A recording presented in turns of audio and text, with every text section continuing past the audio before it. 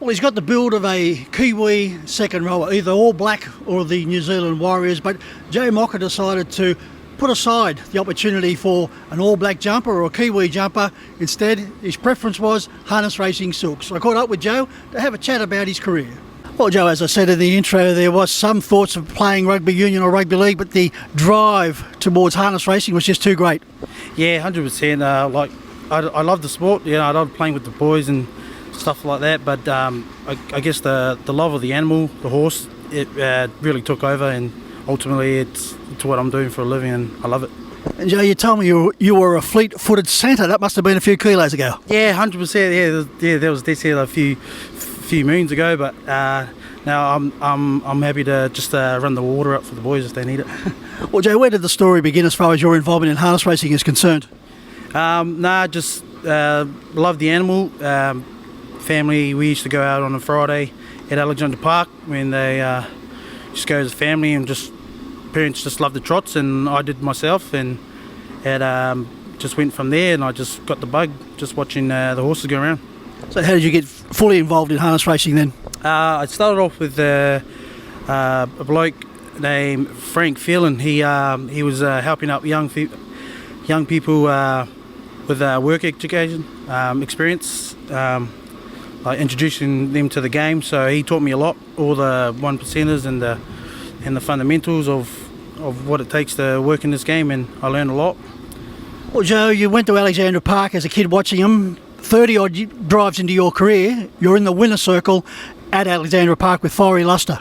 Yeah, I can remember that like it was yesterday. It was good buzz. There was a big hype about it. He should have actually won the week before, but it didn't happen. But he pulled up well, and we lined him up the next week after that, and he come out and he went super. He won by a margin, so that's how I do it usually.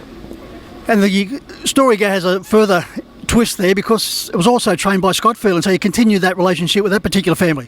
Yeah, that's right. Frank was Scotty's stepfather at the time, and I really got a good connection with Scotty, who was at that time was in partnership with Barry Purdon. So that eventuated to ended up working for the legendary Barry Purdon, and it was good. Yeah, it was a good experience that. Well, Joe, how did you go from Auckland to Menangle? Well, I just said, Mum, pack my bags, book my flight, I'm going. I told Mum that I was going. She was at the start. She was a bit, how you going? But she knew I loved the horses from a young age, and she supported me all the way. And thank you for that. And Joe, you landed at the doorstep of Lucky Lodge with Kerry Ann and Robbie Morris. Yeah, that's right. I got contacted through a mutual friend of ours. They were looking for work at the time, and I was looking for a job, and one thing led to another, and I was there for a good 3 years, I think it was, and it was really good 3 years. I learned a lot of Kez and Rob, and worked with so many nice horses during the way, and I couldn't thank him anymore. A few years into your career with Robbie and Kerry Ann, Robbie said to me one day that you were one of the most gifted young men he'd seen with a horse, and that you had a big future as a trainer. Well, yeah, it's very nice to hear that. I would always, I'd always put the horse first. I'd always do my best to try and better myself, and learn the way of the horse, and it's very nice to hear. Then you landed with Craig Cross. How did that opportunity come about, Joe? I was looking for something new at the time. I wanted something different to learn of someone else, and there was an opening there, and I took it with open arms, and haven't looked back. Joe, you've had a few drives, mixed success, but do you consider yourself to be a driver or a trainer driver, or are you just looking to create a career as a trainer? Hopefully eventually it turns out to be a trainer. I really love working one-on-one with the horses and watching them progress from young and to race horses. So more the training my side. Well, you've certainly started out well when you're under the care of Robbie and Kerry Ann and with Craig Cross. You've just got to learn under those people. Yeah, 100%. I took everything from each of them, and definitely know how to apply it to my trade right now.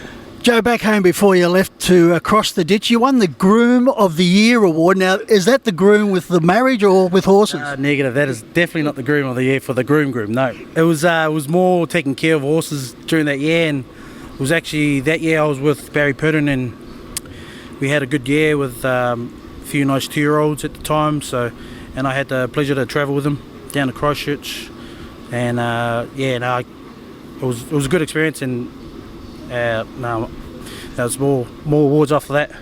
Well, Jay, you've been dropping some great names here. The Phelan family, the Purdons, of course, Robbie and Kerry Ann, and also with Craig Cross. We're going to look at your future with great interest, and upwards and onwards from here.